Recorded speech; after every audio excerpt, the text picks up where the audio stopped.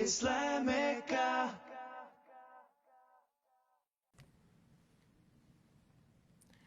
All praise is due to God, Lord of all beings, the all-merciful, the compassionate, Master of the day of judgment.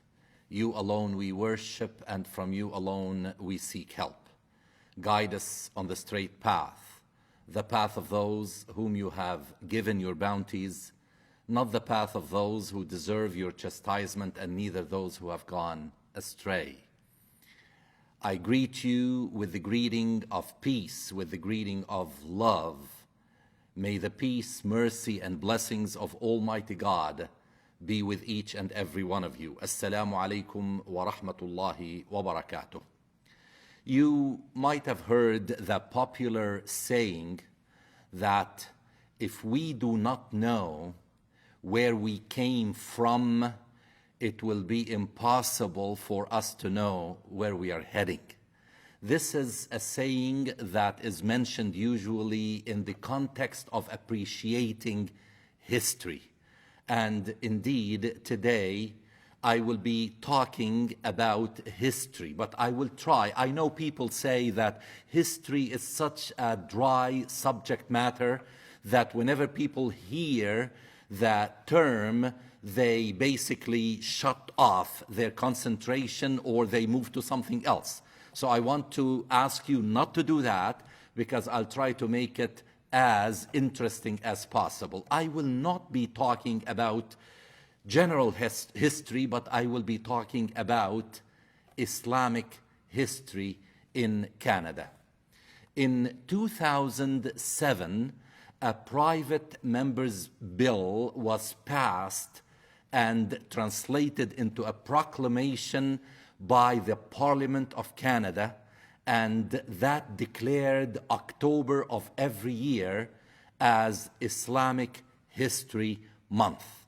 And since we are now going through October of 2020, I would like to mention that Islamica is celebrating this month with many episodes. I'm starting this episode today that will be aired on the 9th of October, the second Friday of October. Mind you, there are 5 Fridays in October. The third one will be also another episode celebrating this Islamic History Month, and it will be a talk by the renowned historian and researcher El-Munir, who will be presenting to us about history of Muslims in North America. And then after that, we will be listening to a presentation on the 23rd of October by Guillory, who will be talking about the importance of anti-oppression and the danger of exclusion.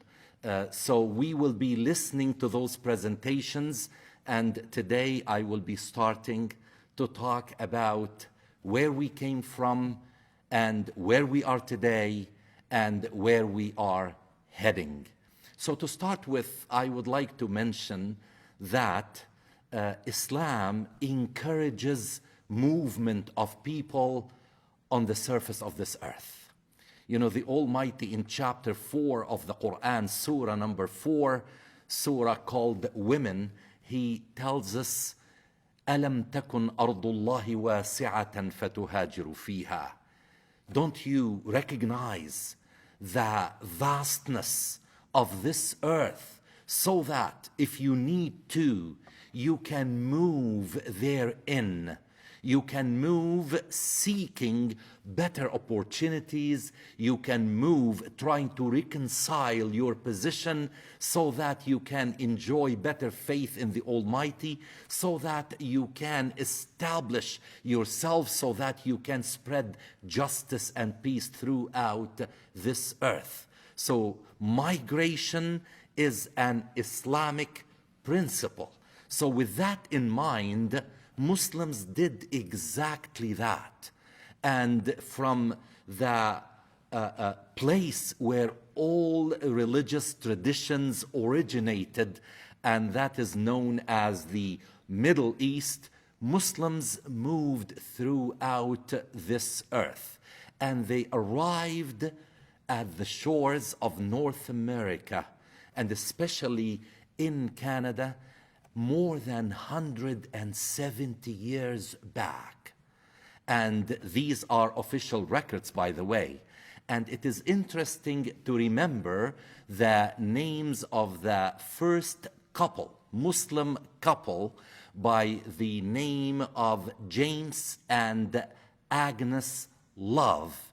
These were two individuals from Scotland who reverted to Islam in their native country and then migrated to Canada and settled in Ontario.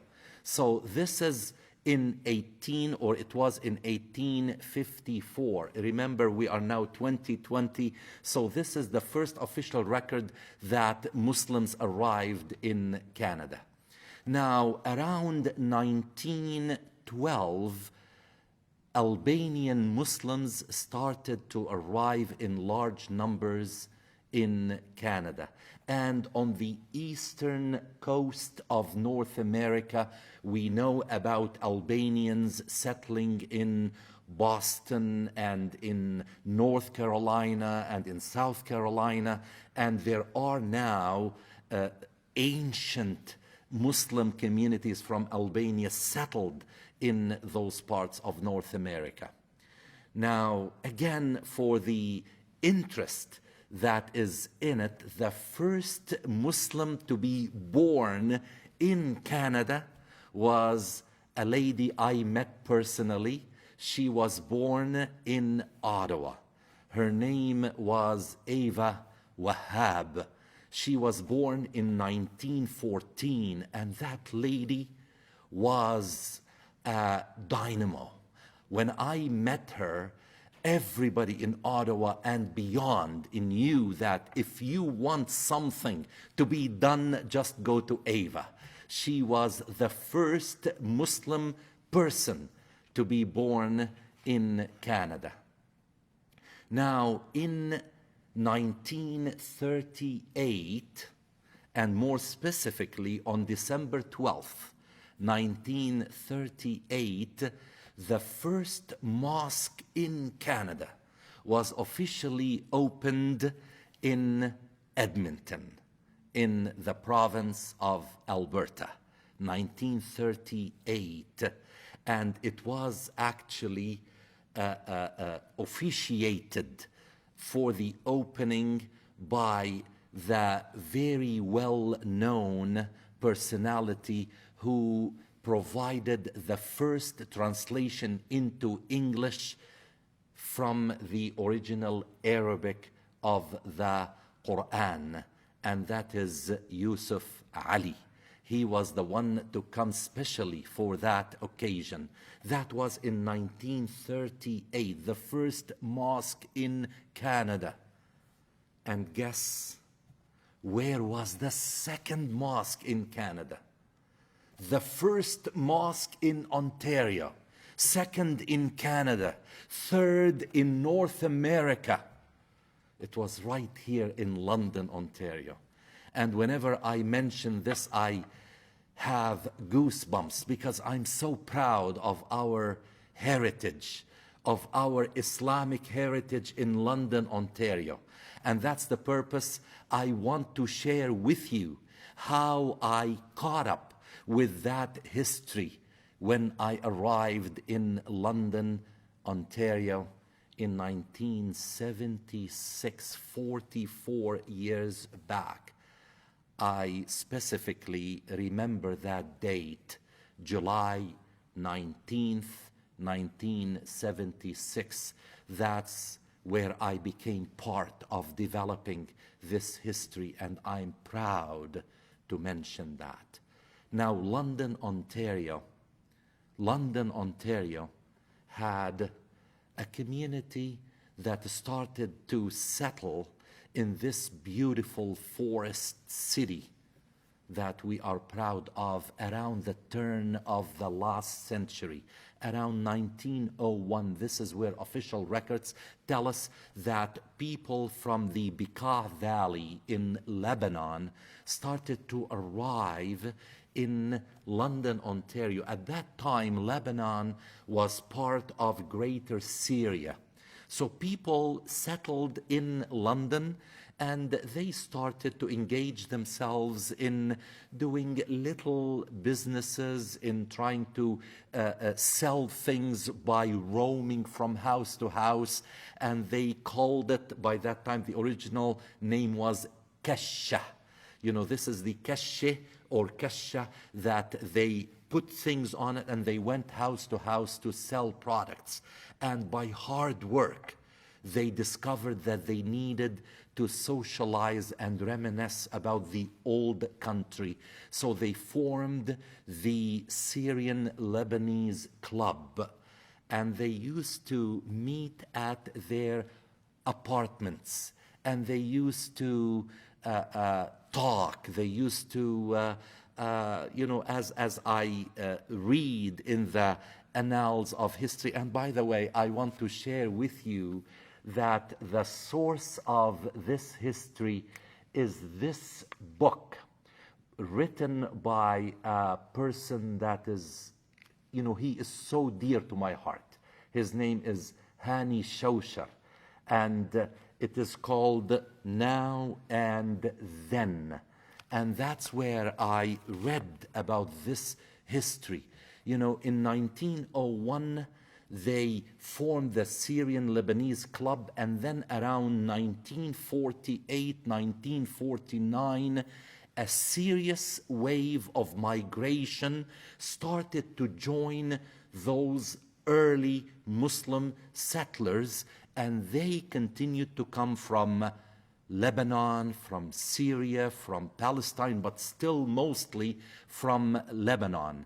And they realized that they needed to expand the work and activities of the Syrian Lebanese Club. And they used to meet every Sunday because that was the only free day that they did not have to work. And they used to meet at a house.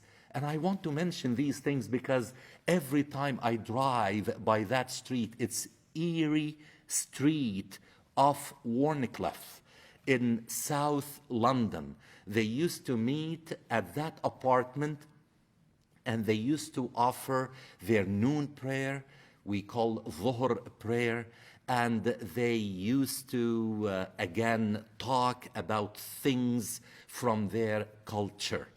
And it is worth mentioning that the first call to prayer was given by the first imam for that small group. His name was Yahya Shawshar. Yahya Shawshar was the imam who did his very best to lead the prayers, and he gave the first adhan from that apartment. That now takes us all the way to 1955, the year I was born. Oops, I just gave my age, but that's okay. 65 years back, a big convention. In those days' standards, it was a huge gathering for Muslims from all of North America. It was actually the 5th such convention. After the first one, I believe it was held in Cleveland, Ohio, and then it was held in Cedar Rapids, in other cities. And the 5th one was held in London, Ontario. Yes, right here in our city. And close to 1,000 people attended.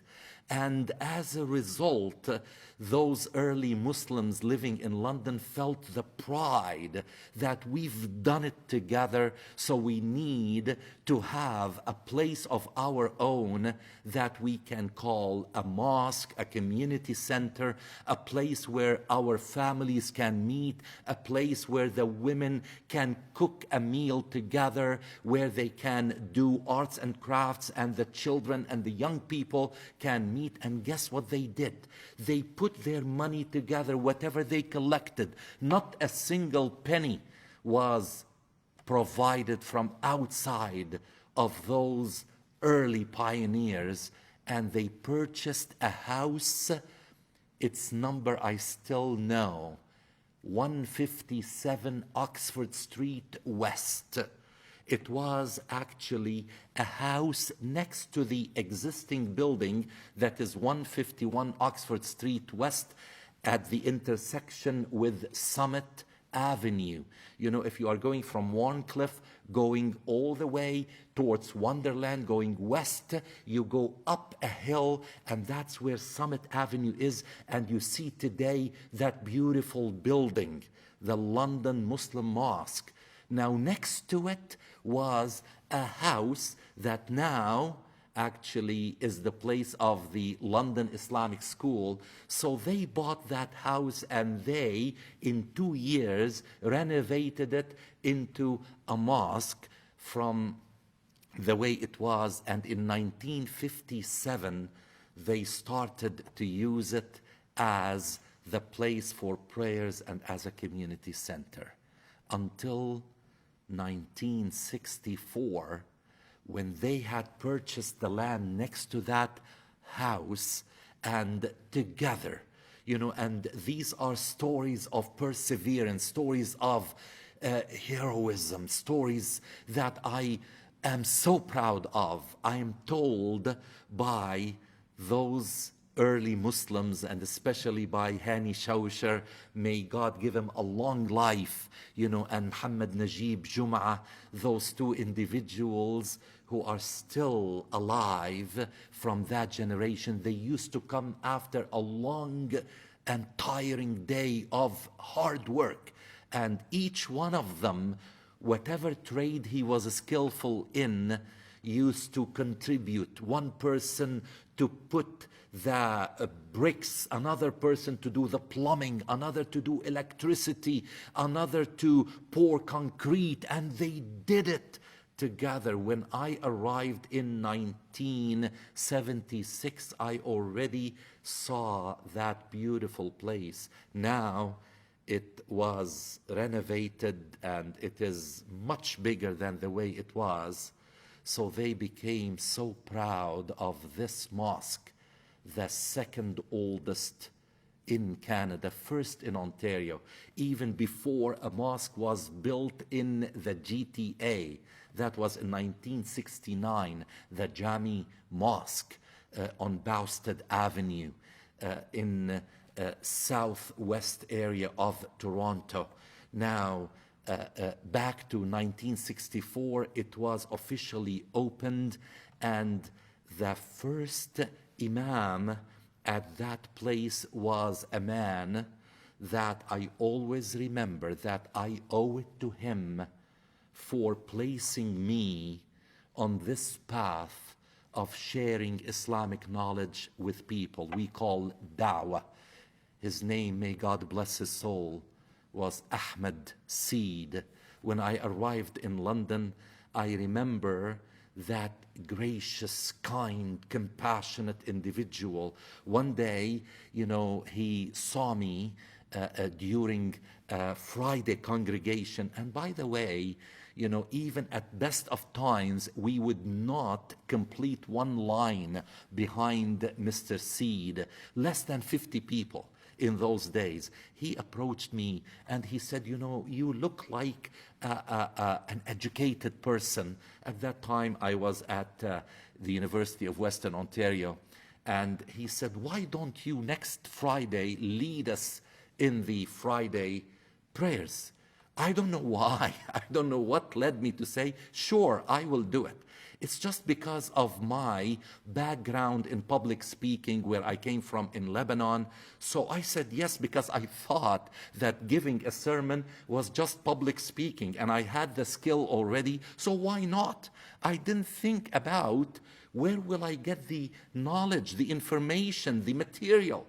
So I spent that week, I still remember, going to every book I brought with me from Lebanon.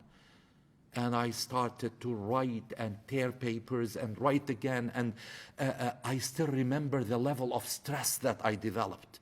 And I wrote my sermon. I don't know what I talked about, but I delivered that sermon.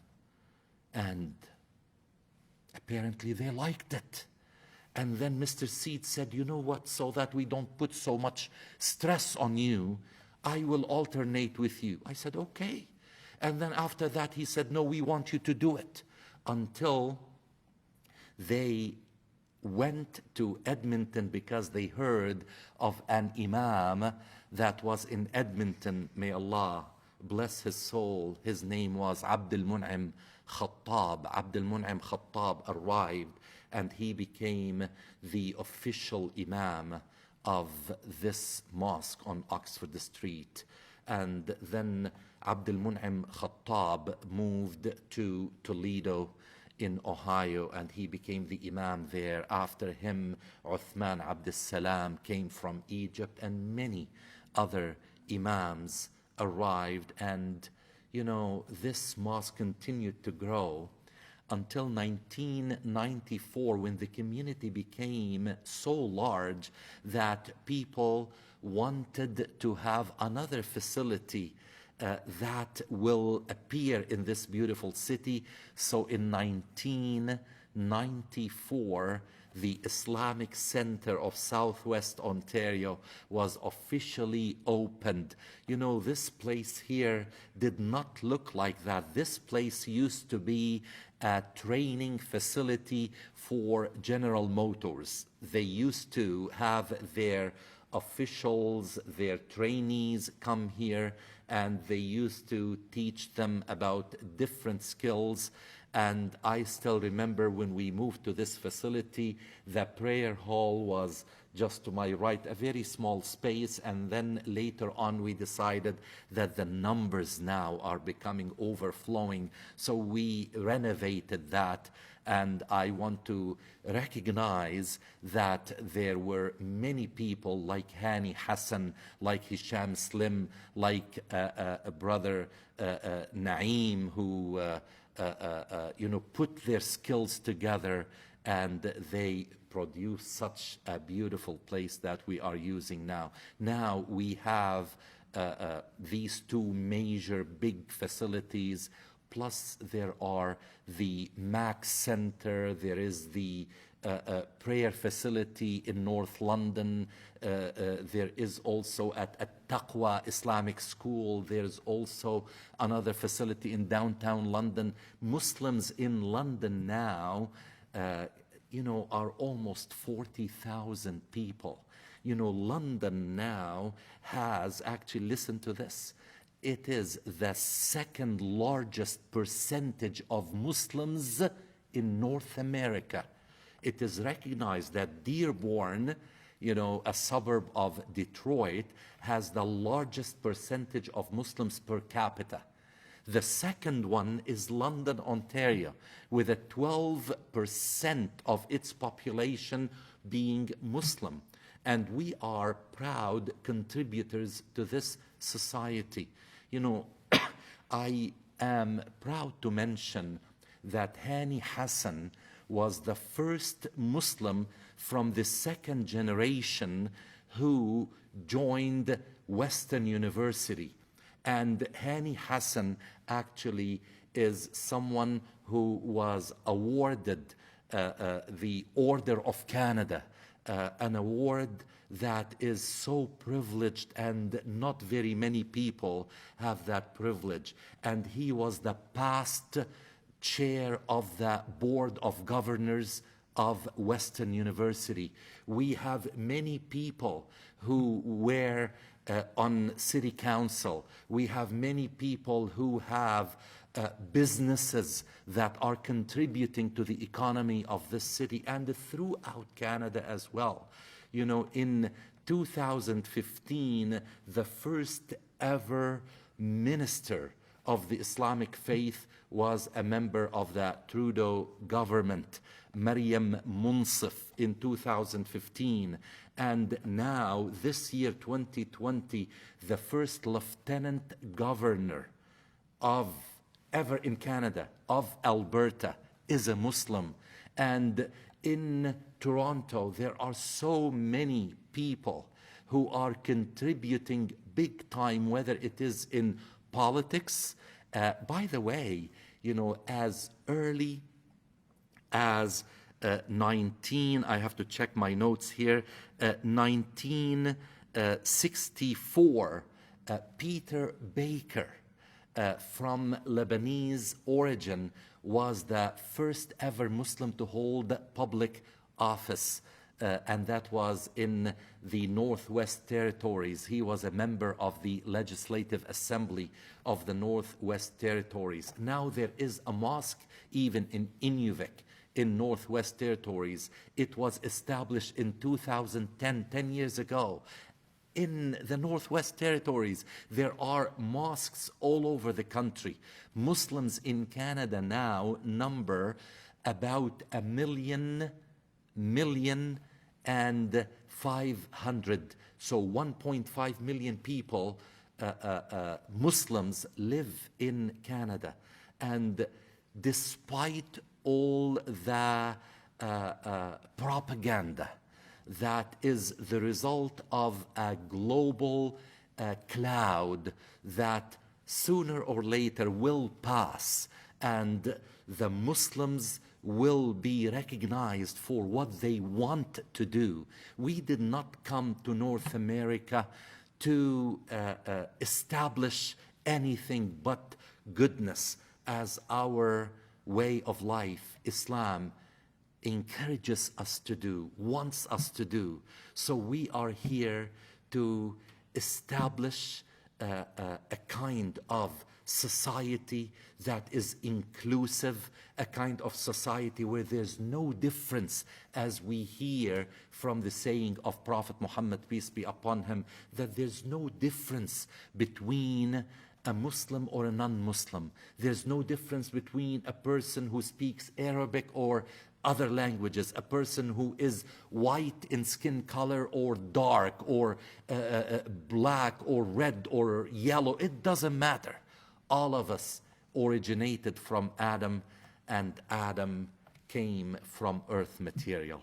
With that, I just want to end by saying I am a proud Canadian with an Islamic history that makes me very proud to be a citizen of London, Ontario. Wassalamu alaikum wa rahmatullahi wa barakatuh. Islamica.